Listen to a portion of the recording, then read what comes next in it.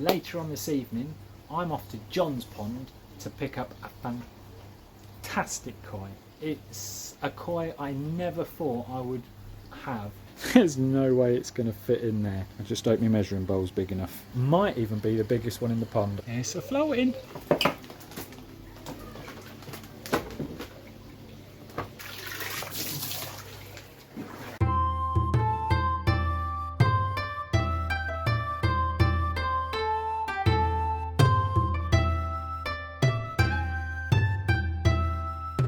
Hey up pond lovers, how are we all doing today? I have got a fantastic day for myself today. I just cleaned that window and I've splashed water all out of it, but never mind. Reason I've cleaned that window today, you all know I don't often clean my windows to record a video. I clean it when it needs cleaning, but today we want to be looking through that window shortly because my buddy John from the Peterborough Koi Club has kindly let me have one of his amazing koi. I've had a brilliant koi keeping week. I've lost a couple out of the main pond, lost a load out of the small pond. Last weekend went to the pond college, netted out all his fry and sorted through them with Mark. If you haven't seen that video, I'll put the link up here. And today, later on this evening, I'm off to John's Pond to pick up a fantastic koi. He's letting it go. He said I could have it, so I'm going to pick it up. It's not free. I'm paying for it. It's a koi I never thought I would have like it is in this pond. Really excited for that. So as you can see, we've got a nice clean window other than a few drip marks from the splash they just did. But they're all happy and healthy. As you can see, it's a bit cloudy in there at the minute. The aggregoki there has knocked to scale, but other than that, they're all happy and healthy. It's a bit it's a bit cloudy in there at the minute because I just put a full dose of that in, the Ultra Pond Detox, so the pond is all ready and awaiting for me to go and get me new koi. These guys are absolutely loving it. But yeah, they're all loving life. That's working an absolute treat. I haven't yet tested to see how well it removes chlorine, but I will get round to that. But at the moment there is no chlorine in my pond whatsoever. Blue bowl all ready to go for when it arrives. We will have a close look at the koi when it arrives. I've been fiddling this morning with the trickle in trickle out system that I put up here. Well, trickle in system, the drums to trickle out system. But yeah, I've added another ball valve so I can control how much water is going to each pond, because that pond, the little pond, was great, but the big pond I'd have to fiddle with a hose pipe tap over there to get it set to just the right flow, so it's only adding water that the drum's taking out. Whereas now I've got these ball valves, they're very sensitive, and I can tweak it both ways, which is great. These little guys, they've had their window polished as well, but it looks like they've been splashing water over the edge, as you can see by the puddle there. But yeah, they've all been well fed this morning. They are looking fan-dabby-dozy. A few people have recently commented on my video saying, how do I keep my koi so happy? These guys are not overly happy at the minute because I've had a lot of people around to look at them and they keep getting netted out, so they are a bit wary of me, although a few of them will just still attack me finger. They're not that scared of me, look. Nom, nom, nom. So they're not afraid of me yet. But yeah, the way I keep my koi is put them in, leave them to it. Some of my koi in the main pond haven't been netted out since the day they went in there 3.5 odd years ago. So I couldn't even tell you the sizes. I mean, the Benikikikuri was one of the first ones to go in here from the blue vat. The big chag here was one of the first ones to go in, and they've never come out, them two. The only ones that have come out has been the ones that I've done scrapes on, really, and that's only been a couple in the last 3 years. Anyway, The fry, I've tightened this all up so it's hard to get in, but there's the fry, look. They're doing absolutely great. I've put a couple of stones in there just to help straighten the net out, and that's worked an absolute treat because the net's a lot straighter than it was. And it just stops the big koi pushing it around and whatnot as well, but it's not bothering the fry. The tomatoes, as always, doing fan-dabby dozy. Still no red ones yet, no red ones in here, but I got enough of them. There's bits of string everywhere, look. It's an absolute miserable day. It hasn't stopped raining. It's actually raining now as we speak. Not that you can see it, but ground's all wet. It's that horrible light, fine, drizzly rain, as you can see by my specs, look. Walking around with them on my head for some reason. I only need them for reading. Although I do have an eye test coming up on Saturday, so who knows. But yeah, so I'm all prepped and ready. Both ponds have been detoxed, although the koi I've got coming has to go in this pond. There's no way it's going to fit in there. I just hope my measuring bowl's big enough. Gives you a clue. It's a pretty big koi. Might even be the biggest one in the pond. I don't know. It's certainly not the biggest in John's pond. John's pond is massive. If you haven't seen John's pond, again, I'll put the link for that up here. It is a phenomenal pond and phenomenal fish. He does his own work, does his research, and buys the best of the best. So this koi that's coming into my pond is a nice koi. So on that note, I will snap back to you all either when I'm at John's or I'm back here with a new koi.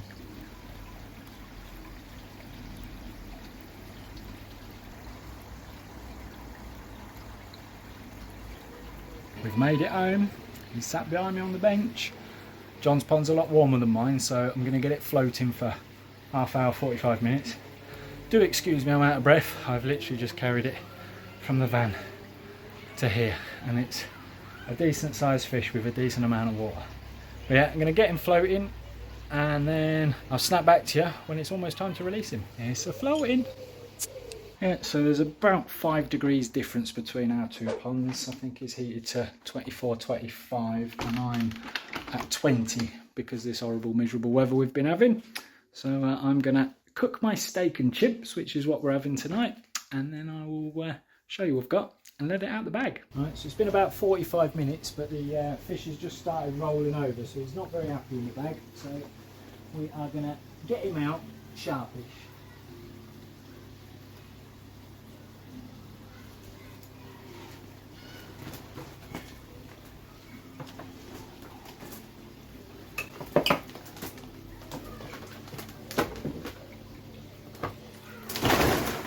Right again now, but he's certainly looking a bit stressed.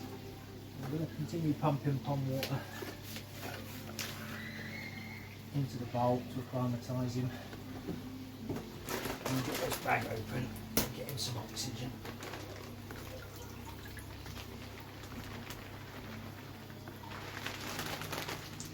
Right, I've just measured the fish. It's 62.5 centimetres. I'm going to take you guys off the tripod. As I say, it's really not happy being in the bag for that long. So we'll have a quick look. But yeah, Jamie's got a lovely 62.5 centimetre Tancho. But yeah, it's really not happy at the minute. The reason John was getting rid of it, it did injure itself earlier this year there, when John had a few issues, but this browny black mark that's come up is actually colour on the fish, so it's not a perfect Tancho, but it's good enough for me.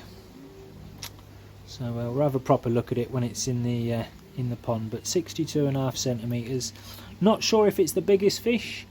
I think mine in the pond now might be a bit better, but yeah, being in half pond water and half his bag water, he's looking a lot happier. He's not lying on his side now, but look at how deep, Benny, that dot is. Again, not the perfect circle, but pretty darn close.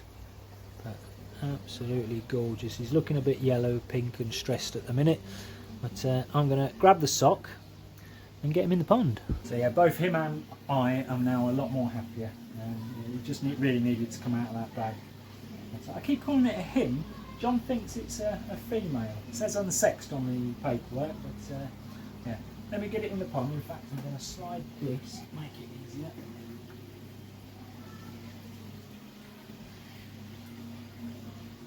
One advantage of a glass jump guard that can move. You know what? That comes in really handy. I might not put it on the guards that I bought after all. I might just make that better. Let me wet the net, mister. Mrs. Whoever. Ready, Mrs. Fishy? Net.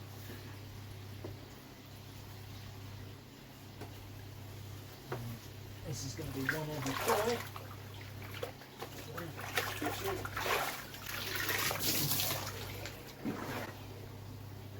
Out the way everybody else.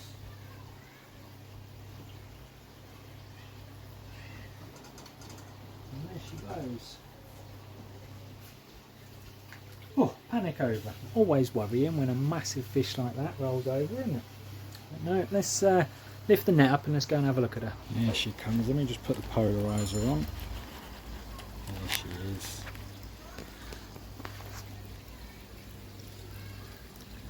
Whew, panic station averted. Normally I'd have turned the air off so we can all have a better look, but I think on this occasion I'm going to leave it on. Yeah, makes a difference having a polarising lens, doesn't it? Oh. No polarizer. Polarizer. No polarizer. Polarizer. As I've said a million times before, my living room window is there. Pond window was there. Bag was obviously floating on the window there. So I was watching it from the sofa while finishing my steak.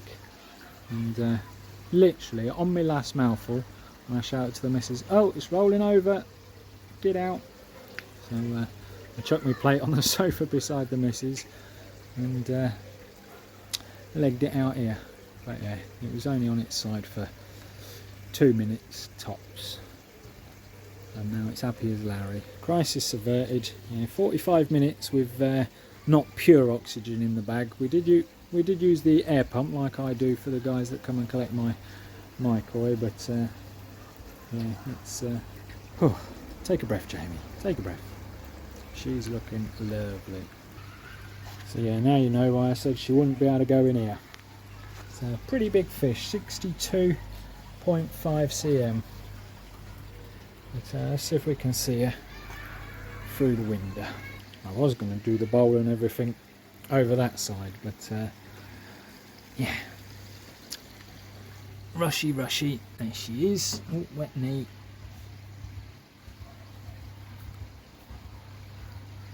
I want her to swim past next to some of my biggest ones, because I know she is dead on 62.5. I want to know if any of mine are bigger. But yeah.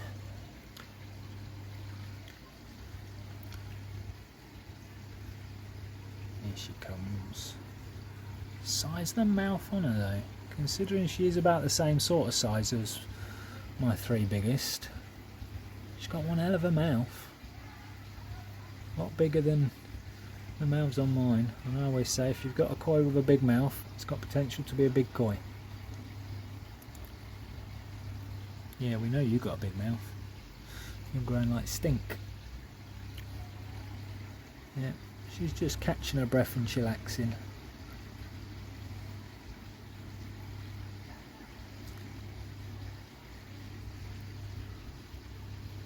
And there's Bertha. She's a beast. And then you've got the Benny Kikikuri, one of the other big ones. Call that one Betty. And then this one, Charlie. But I've got a few that's catching Charlie up, to be honest. So, but look at that. For anyone that has followed my channel for quite a while, I've said it a million times before, we all know Jamie loves a Tancho. And now he's got one. Obviously it's got a little mark of colour on it, but like I said to John, if it's anything like the other fish I have, every kahaku, and he's run away, every kahaku I ever get, look, ends up with loads of little black shimmies on it. All these little black dots. It's not a sankey, it's a kahaku. But if my pond does the same thing to him, then it just look like a Tancho sankey. Right, the other one I've got, and they're making friends, look. Yeah, happy now. Got me Tancho. God, it really does make a difference with this polarising lens on. I can see it better through the camera than I can with my own eyes. Yeah. That's what I'm looking at.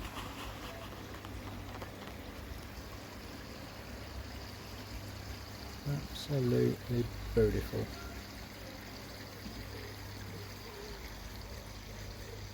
That little dot just gives her character, doesn't it? But yeah, last time I saw her, John promised me her way back then. When was that? That was right at the beginning of the season. I think we went to John's, April sort of time. He promised me her then, but he was going through some parasite issues, and obviously with flicking, flashing and jumping, it had bumped itself on something, and bless its heart, it did look in a bit of a terrible state. But he's done well. 3 or 4 months, almost fully healed. You can barely tell it happened. But, it was all swollen, scales missing, and very red. Big old bruise it was. But yeah, she's happy as Larry now. So let me just grab the paperwork. Yeah, it's not a Japanese certificate. It's from S&C Koi. It's this fella, obviously a lot whiter generally, but a bit stressed, as I say, and a little black mark on it there now. But it's from Tancho K. Obviously it's a Tancho. Sex unknown. John thinks it's a female, but I didn't check because I was just rushing to get it in the pond. It was Nisai, and this was 2022. So it was 2 years old in 2022, 2023, 2024, 2025. That makes it 5 and a bit years old because that was March. Although that was when this certificate was issued, so probably 5.5 years old, I would say, coming up to 6. But maybe it won't get that much bigger then. Still, she's happy. But I haven't actually fed these this evening because I've been waiting for her to get settled in, and then I was going to throw out a big old handful of food in. But, obviously she's not as settled as I would have liked her to be by now. But what is the time? It is nearly 8 o'clock, but 5-degree difference between ponds. It's kind of a risk 22 situation, isn't it? You either let her out early and hope the shock of the temperature doesn't affect her, or you wait and hope she don't run out of oxygen. Alright, top view and window view. Beautiful. Unfortunately my neighbours are playing music very loud, so apologies if this sounds funny because of editing and stuff I might have to do. But let's see what happens.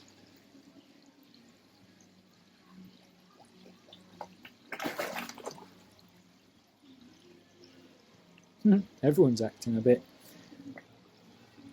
strange. Don't know if she's taken some of the sinking or she's hiding.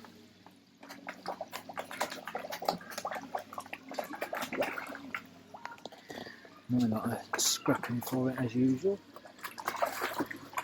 They flick more food out than they eat, I swear they do.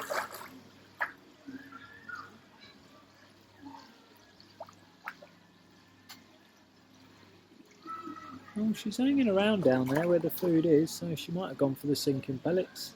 I wish some of my guys would. It would make life so much blooming easier. They all scrap for it, and as you can see by the shelf there, look, you kick it all out. Forever picking up pellets, and if I don't pick them up, the dogs find them. But hey ho, she's moved. Well, I'm going to keep tabs on her for a little while, and then I will snap back to you in a bizzle. While she's settling, let's give these guys some food.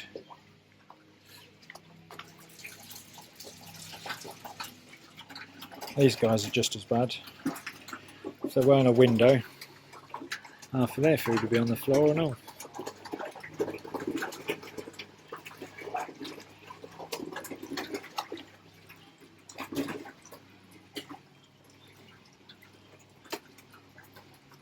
Very happy, hungry, aggressive koi. The state of all this food, look. And there's even some on the floor. I think I got it all. So yeah, I've seen her take a pellet or two. Not aggressive like mine, but yeah, I think she's going to be a-okay. Not exactly the video I was anticipating on filming. I had it all planned out in my head, but hey ho, fish health is most important. So I'll snap back to you all in the morning. So it's 11:30 at night. I'm going to just quickly nip out and double check. She was doing absolutely brilliantly by 9:30 and fed as well, very confidently. So I'm going to nip out and we'll have a look. So we'll turn the massive floodlight on, and then we can see better than daytime. See if we can see her.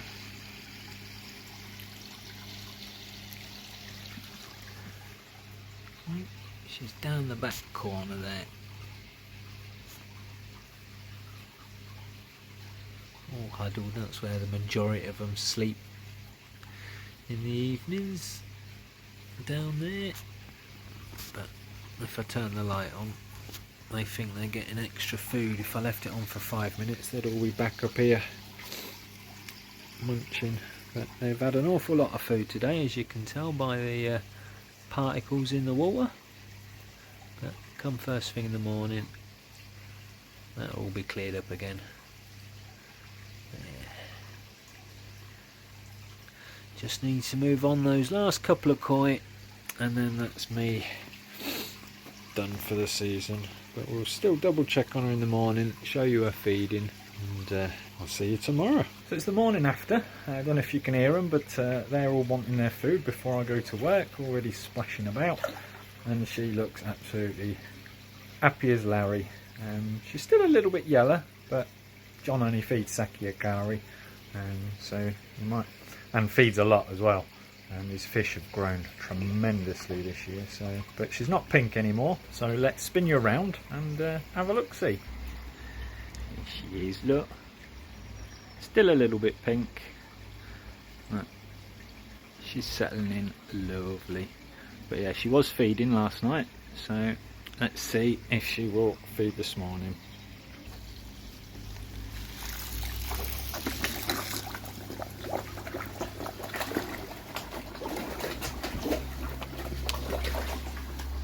Well, she's certainly eating the sinking pellets. Maybe she don't want to fight with my little terrors for the floating food. Where's she gone? How can you lose a fish that big, eh? She's in there somewhere. There she is, down the back.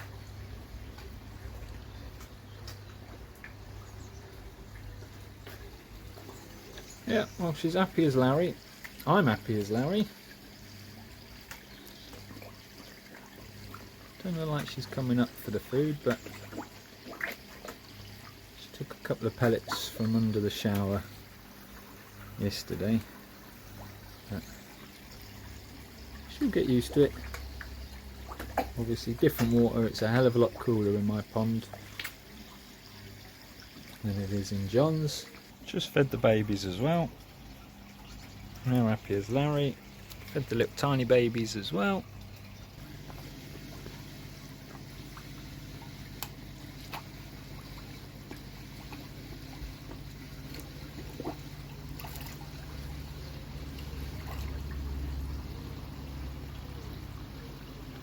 Yeah. I think we're both happy. The rest of the fish are obviously very, very happy. So yeah, all in all, very, very happy. She is feeding. Here she comes. She is feeding, just not aggressively like the rest of my koi, but I'm sure she will over the next day or so. Just getting used to the water and everything. But yeah, so I finally got a dream koi in my pond. So massive thank you, John, for letting me have her. What I will be doing over the next week, I'm going to let her settle in and lose all her pinkness. But what I'm going to do is I'm going to whip a couple of these koi out and finally give them some scrapes. John, obviously, his pond is completely parasite free at the minute, but it's been a big stress event for her and probably some of my fish as well, having such a big fish to the pond. So we'll be giving them some scrapes so we can test out the new microscope that I was given, and I will let you know if it's any good. I'll be comparing it to my Apex Practitioner to see how good it is. There will be a discount code for the microscope as well, and if it's any good, obviously I'll share the website details and the discount code on that video. But yeah, I will be videoing it, me catching and scraping the koi, so stay tuned for that. If you want to see John's amazing pond, check out that video up there, and if you want to see where the little fry came from in the net, check out that video down there. And on that note, guys, thanks all for watching. Like the video if you haven't already, and we'll catch you on the next one.